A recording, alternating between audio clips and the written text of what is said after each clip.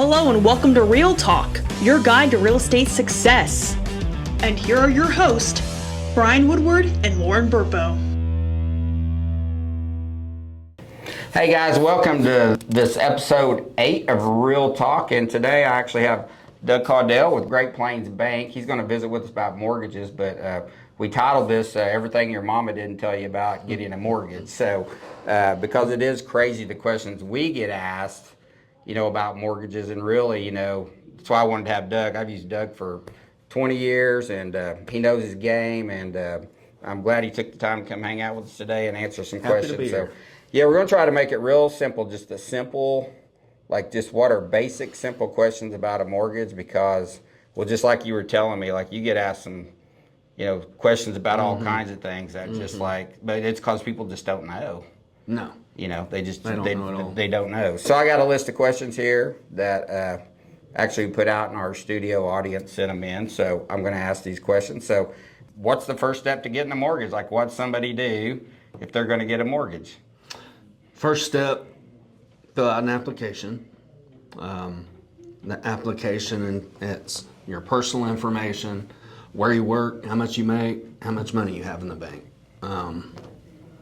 And that's what you're going to put on that. Because I know, usually I'll call you and say, hey, I've got somebody's going to be calling you. You send them a link to your app, and that's the first step they give you to get it going. Yeah. So. Yeah, you can apply online with the link. You can call me in person. I'll take it over the phone. Not very many people handwrite an application anymore, but that's another option. So once they get that all filled out, then what all are they going to have to submit to you for final approval for? Because I know you're going to pull their credit. Yeah. So after that is filled out, we'll pull credit, and then we'll send them a list of documents that we need or questions if they don't 100% complete the application. Right. Because I know sometimes people need to put the send in their tax returns, bank statements. Is that all based kind of on your credit score and stuff, what all you guys are going to ask for from them? Well, every loan's, we're going to need pay stubs, W-2s, or tax returns. So say on tax returns, how many years would you want? 2 years. 2, and then pay stubs? Yeah, last 30-day pay stubs. Okay, so that's what, basically, if you had that, your pay stubs and your tax returns for 2 years, you're pretty good. Right, and what we're doing is verifying the information they put on the application. Right, so it's probably not good to lie on the application. No. So probably better put some accurate information. So, okay, so once they do that, they get that done. Let's talk about credit scores, because that's one thing I know that's brought up a lot is, hey, what credit score do I need to be able to get a mortgage? Different loan programs have different minimum credit scores. Right. Conventional loans, 620 is the minimum. And there are different credit score minimums for different banks or mortgage companies. For example, we want at least a 600 score for VA, 580 FHA.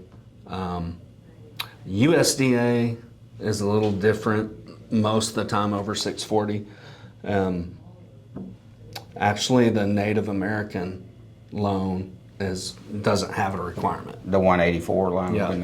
So let's real quick here. Let's just tell people what's a VA loan? Just real quick. 600 minimum. No, but what is a VA loan? Oh. So VA, FHA, let's just real quick so everybody knows the difference in the loans. Yeah, VA is for veterans. FHA is for anyone. Really, right. Conventional, same way. USDA is a rural development home loan. Has to be outside a certain population. Right. Only certain counties are allowed to get them. Right. Gotcha. And then the 184, you obviously have to be a Native American. Yeah, you have to have a tribal number. So, so most people, I would say, though, are doing, right now, you'd say they're doing FHA loans? It's a mixture. FHA, a little more than conventional. Right. So I'd probably say 60-40. Gotcha. But I mean, it really just depends. Based on my application. It depends on everybody's situation too, right? So, I mean, the only way you're going to know is to call you, and you're going to set them up with the best to get them best.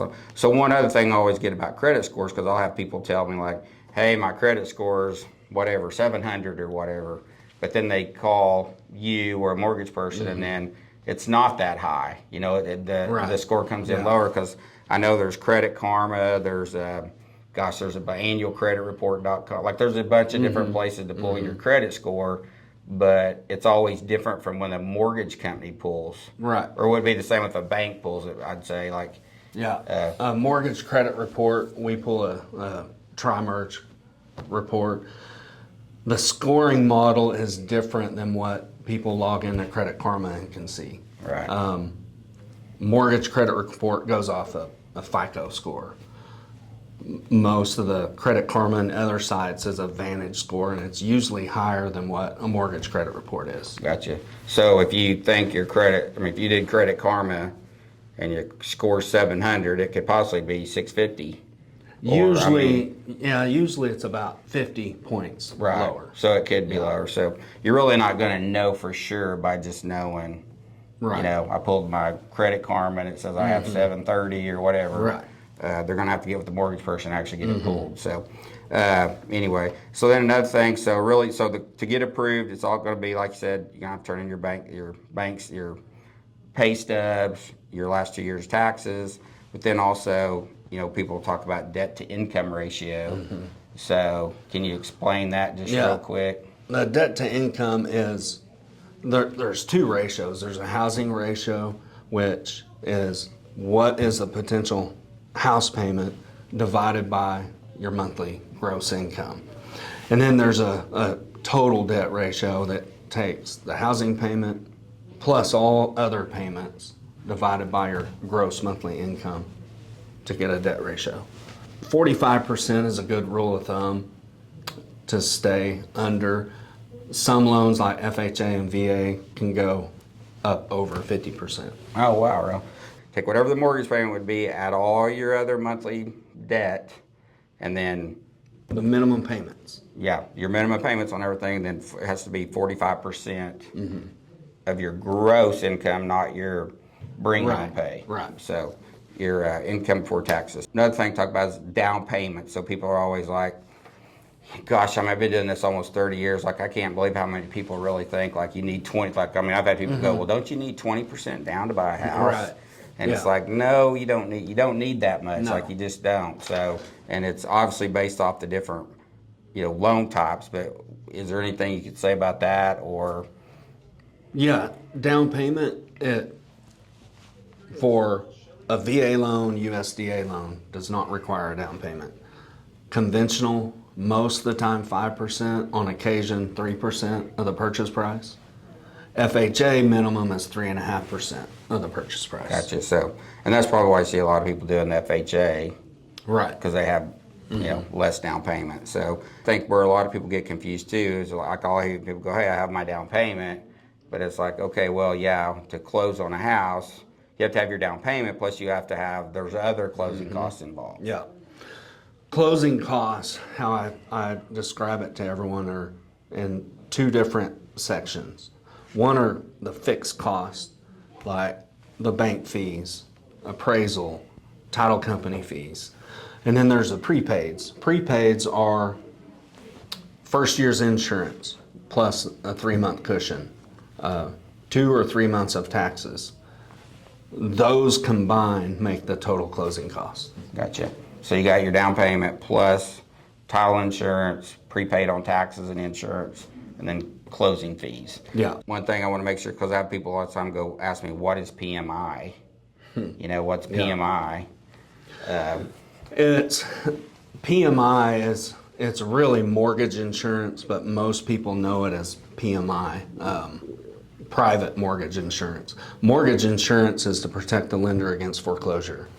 So if you're doing a conventional loan, 5% down, it's also rated on risk. The less down and the lower the credit score is more risk. It's going to go up, Doc. So it's going to be higher. Right. Or the better the score and the more down payment, the lower the PMI payment is. Right. Okay. Except FHA, their PMI is set across the board no matter what credit score is for the minimum down. Once you put 5% or more down on FHA, the PMI amount drops a little bit. Okay, gotcha. But other than that, it's set across the board. Right. So when we're talking about monthly payments, like what somebody needs to know is like you can't just get out a mortgage calculator and go, I want to buy a $250,000 house. The interest rate 6 or 7% or whatever it is, and they figure their payment. That's not all their payment. So can you explain that where there's the taxes, insurance, and the PMI? You'll have the principal interest payment depending on the term, the loan term, 30, 15, 10, 20. You're going to have 1/12 of the annual property tax, 1/12 of the annual insurance premium, plus the mortgage insurance. That makes up the total payment. Right. Yeah, because I think a lot of people don't understand, like when you're paying, so every month you're paying part of your taxes and your insurance on top of your payment, but that's all going into an escrow account to be paid. Yeah. You know, that the mortgage company will actually pay for you, but that's why you have to pay that in advance at closing. Right. You know, because they start your escrow account, they have that money in there. I think a lot of people get confused by how all that works. Yeah. So if somebody does get a mortgage, what are some of the tax deductions involved with, you know, because to me that's one of the biggest things with owning a home is you know, the tax breaks. If it's your primary residence, you can file homestead exemption, which is a little savings on property tax. And then, of course, the interest that you pay is tax deductible. And some of the closing costs, you can write those off as well, like the origination fee, the interest that you pay at closing. Right. On your first year you bought that. Right. You bought that. So I was actually trying to explain to somebody the other day, you know, over renting versus owning, even though their payment was going to be higher than their rent, you know, then, you know, they buy a house, their payment was going to be about $600 higher. But I'm like, listen, at the end of the year, you're writing all that interest off. Right. So that's a huge, I mean, most people's going to get probably a refund from that, you know, depending on your tax situation. But, you know, it's a big chunk of money. So what do you see when people come in or you're talking to people, what's usually their biggest obstacle in obtaining a mortgage? I would say in the last 12 months would be making sure that they have enough for a down payment. There are down payment assistance programs.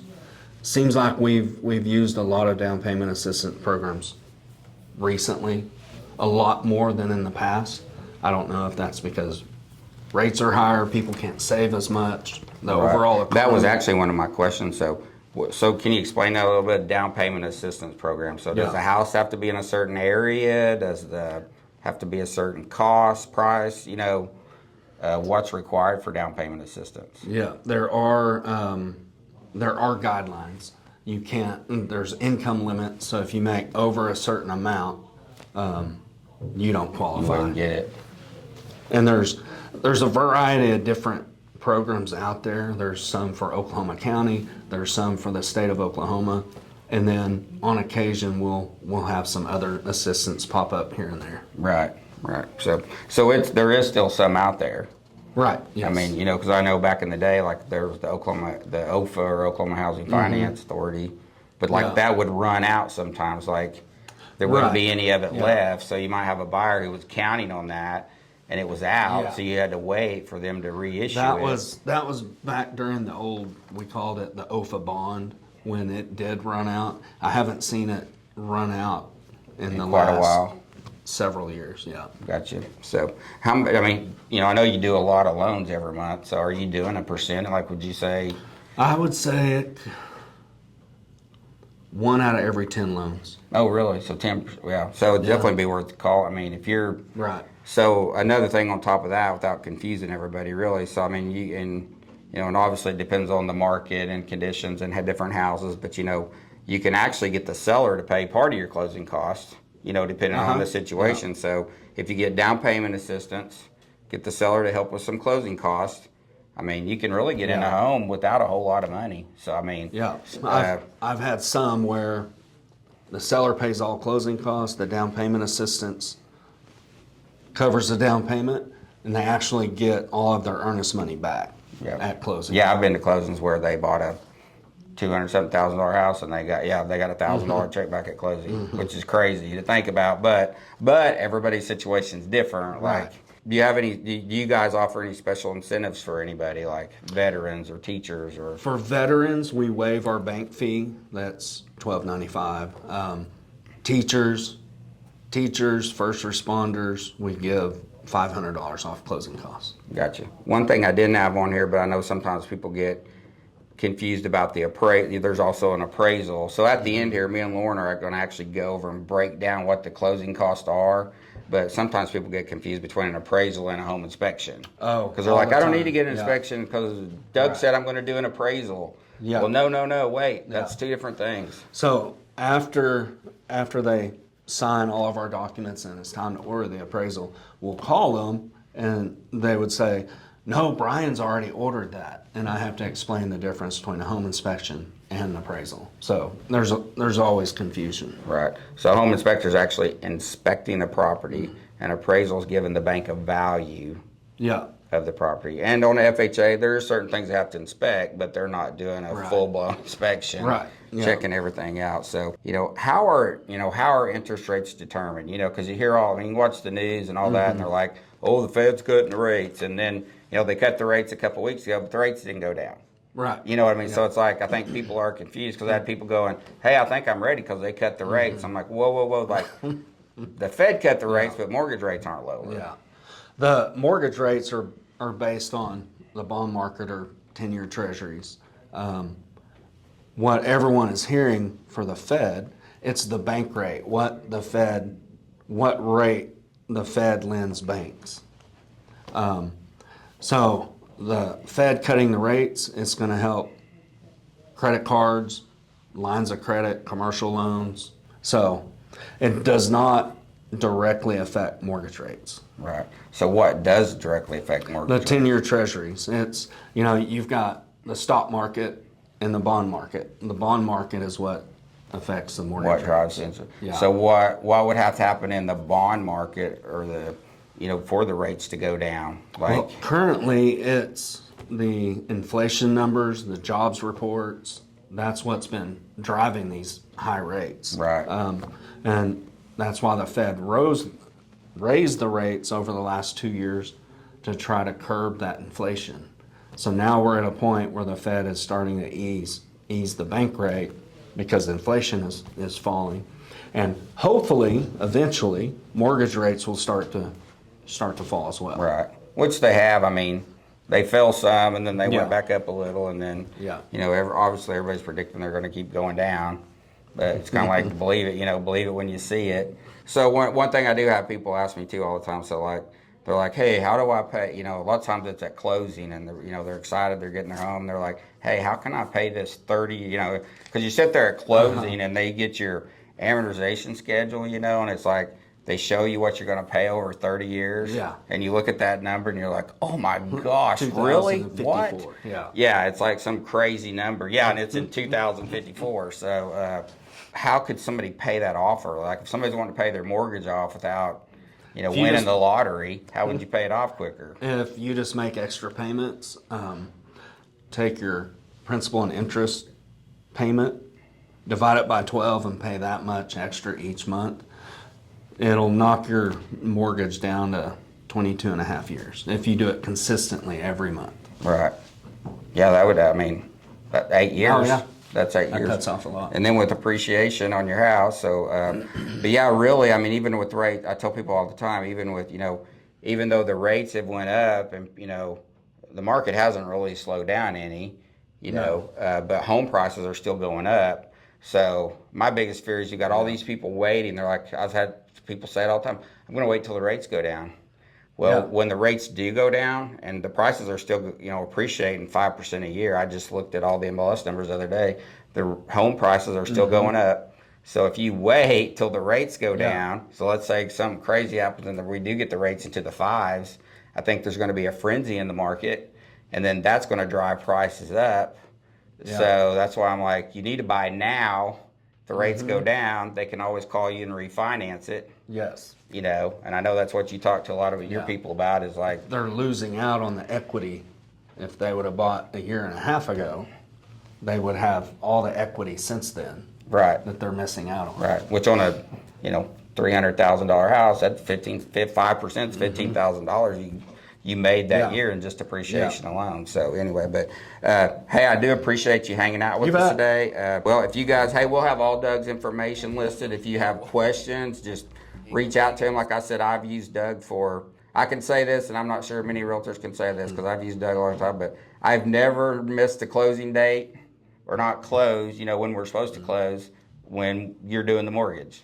So I just think you do a good job and your team does a good job of staying. You guys stay on top of your files. Yeah. You know what I mean? Like I don't ever worry about, with some lenders, I'm calling once a week going, hey, what's going on? What's going on? Has appraisal been ordered? Has this been done? But with you, I'm just like, I just wait and, get through our inspections to get to closing. So, but we do appreciate you. I know you help our team do a lot of stuff. We appreciate that. But yeah, if you have questions even if you're like not sure about your credit score or anything like that, just call Doug. I don't know how many people I've had over the years call Doug and we get a plan together.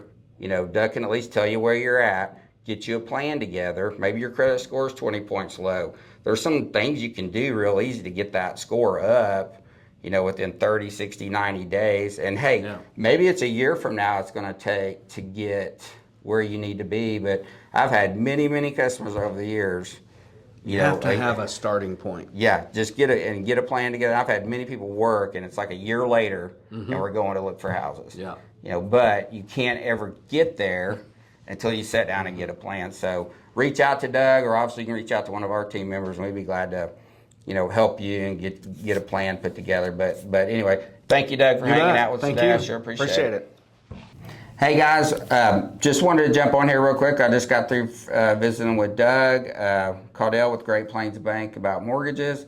Lauren's joining me, so thank you, Lauren, for hanging out with me. We just wanted to kind of go down and break down like what's the actual cost of buying a home, because I really think people are confused on what all the fees are and the cost is, and I think it's yes, it seems like a lot, but there's so many different ways to do it and get into a home. So, but for example, so I just took a $250,000 house. Now actually the average in the Oklahoma City metro area is going to be closer to about 280, 290, but there are some $250,000 homes around. You just have to obviously get a good realtor like somebody on our team, and we can find you one. But we just use 250 as just kind of a simple, even number to work by. So, and I'm just going to start with the payment, and then we're going to kind of work backwards, and then Lauren's going to talk about when you get to closing table, what are you going to need to bring. So, anyway, so if you were to buy a $250,000 house, basically your payment would be $2,069. Now, obviously, that includes your principal and interest. It would be your homeowner's insurance, which would be we just figured $2,400 a year. So you'd break it down, it'd be $200 a month.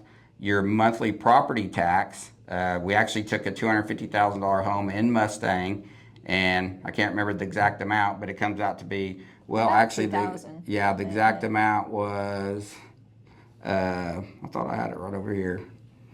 Anyway, roughly $2,000 a month. So that ended up being $166.67. So, and then you would have your MIP, which Doug talked about a little bit, which is your mortgage insurance. Also, this is on an FHA loan, this is FHA loan. And the reason I'm quoting this, we seem to have a lot of people going this route because the rate's a little bit lower, so it does get you a cheaper, a less of a payment. So, but basically, so principal and interest on that $2,069, I think I probably confused everybody, but just to make it clear, principal and interest would be $1,592.13, $200 for homeowner insurance, and we're going to put this on the screen for you.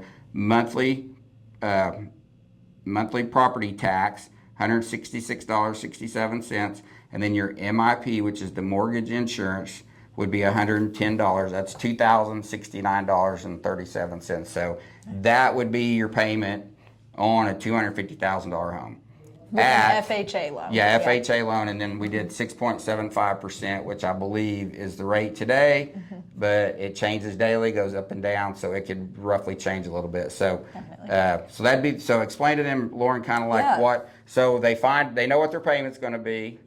So they want to go buy a house, $250,000. What are they going to need at closing? Like, how much money do they need Right. to bring But the wait, closing to there's get into more. the house? Yeah. Yeah. So for FHA closing costs, these are the payments that you're going to have to bring to the table with you at closing. You're going to want to get a cashier's check, have a valid driver's license, those type of things. But getting into these here, you're going to have title fees, title policy, settlement service fee, closing fee. I know I'm throwing a lot at you, but these are fees that the title company is going to have you pay for. It's part of processing your purchase. And it can depend per title company. I don't want to get too in the weeds on that, but you can expect for your total title and escrow fees. I don't know if you remember, Doug kind of talked about escrow and Brian did too. You know, that's part of your insurance and your taxes that's going into your payment. So your total title and escrow fees is going to come to $1,874.10. That's just the title side of it. Now we need to talk about the lender fees because you're going to have fees for getting your loan. Those fees look like the appraisal, the survey, your credit report, underwriting, your pest inspection, and your home inspection. Those are going to total out to about $2,000, so we have $2,125. One thing I do want to say about that too is appraisal generally is paid at time of the appraisal happening. So Yeah, some of that would be paid that outside of closing. And most people Correct. pay for their home inspection outside of closing. Correct. And your pest inspection, home inspection generally are going to be due at the time the service is rendered. Same with appraisal. But if we want to just throw those to your closing costs, just that way you can get that total number. What is it going to cost me to buy this house? With that, we also have your mortgage tax. That's going to go under like other fees, which is $251.30. So those are three grouping of fees. I'm going to add them together for you now to give you the total. So total title and escrow fees, $1,874.10. Total lender fees, $2,125. And then other fees, $251.30. That total cost is going to come to about $4,200, adding everything together. Yeah, and we'll put it all on the screen. But Yeah. then you also have the prepaids, Right. you know, on top of the closing costs. So you want me to go over that? Or Yeah. So basically, so the mortgage company is going to require you to put 14 months of insurance into your escrow account. So they have it's in there. So every year they're going to pay your insurance and your taxes every year out of your mortgage escrow account. So as you're making your monthly payment, if you remember a while ago, I was telling you, it's $200 a month for homeowners insurance, all that's going in an account that the mortgage company actually pays your insurance and your taxes for you. So you got to add all that up because you got to pay, they want all that up front. So that's going to be, and then on an FHA, you got to pay. It depends on when you close. You can play with these numbers some. So, but you also have to pay a first 30 days of interest. So your total prepaids would be $4,823. So you'd have $4,823, and then you're going to have the fixed cost, which Lauren talked about, which is going to be somewhere around that $4,100, and then you're going to have your total closing costs. So that's your prepaids and the closing fees, the fixed cost, the title insurance. That's going to put you somewhere, and we'll throw the exact numbers on the screen when we're doing this, but it'll be like $8,900. It should be around $8,900, and then you have your down payment. It's FHA loan. It's 3.5%. So that'll have you bring in $17,524 to closing. And you might say, "Wow, that's a lot. Oh my gosh." Well, I mean, it's a wonder. Obviously, it's one of the best investments you can make is owning a home. And there's some number about the people like average renter that when they retire at age 65, their net worth is like $10,000 or something like that, and a homeowner's net worth at retirement. If they owned a home over the years is like 400,000. Yeah, so it's kind of almost, crazy yeah. the difference between. So basically, you're looking at, and we're going to put the numbers on here so you guys can see them, but you'd be looking at $17,524 with a $2,069 payment. Now, this is just an estimate, so everybody's going to be different. Your credit score is going to be a little different, but it just kind of gives you a rough idea of what it would cost you to get into a $250,000 house. With all that said, let me say this. So, you heard Doug talk about there's down payment assistance. There's, you can ask the seller to pay some of your closing costs, and depending on the type of loan, they can pay 3% up to 6%. It depends on the type of loan. So you could ask the seller to pay your closing costs. You can get down payment assistance. And, it just depends on your situation. You'd have to call and just get with Doug and really look at your income and stuff. But, you could get into a house with very little money out of your pocket Oh, yeah. There are so many phenomenal programs that you can get help with. Yeah, and for sure. So many options. I mean, even rate buy downs. They're really talking to a lender is going to be the best way. First step. Yeah. So usually what we'll do is if you're in the market to buy a home, usually a lot of our buyers will call us. We sit down, help them get a plan together, what they're looking for. Then we're going to get them with Doug or a lender, and he's going to go through all this, and then we're going to know how much of a home they can afford. And then it's nice to know too, like, are we looking for a home the seller can pay some of the closing costs? Right. What are we negotiating? Yeah, what are we going to... What's the plan? Yeah. So, and that's why you really got to sit down with the lender, sit down with the realtor, get this plan laid out, and go into this knowing what you're doing. Like this running around calling on houses and just knee-jerk reactions, you end up usually paying too much and not getting the home you want. Yeah, or you might miss out on you didn't know about a certain opportunity of getting closing costs paid or whatever. So anyway, but so we'll put all this on the screen and we'll put it in the links on everything. So if you guys have questions, please feel free to reach out to us. We're glad to help you however we can. And Lauren, you got anything to add before we wrap up here today? Just thank you for sending in your questions, for being part of the family here at Real Talk. All the info will be down below for how to get into contact with us, how to get in contact with Doug, and if you need anything from us, reach out. I'm happy to extend literally anything. So. Yep. Thank you guys, and everybody have a great week, and we'll catch you next time. See ya. You just listened to an episode of Real Talk. If you enjoyed this episode, be sure to follow us on your preferred streaming platform and follow us on socials for more content. We hope you have a good day, and we'll see you next time.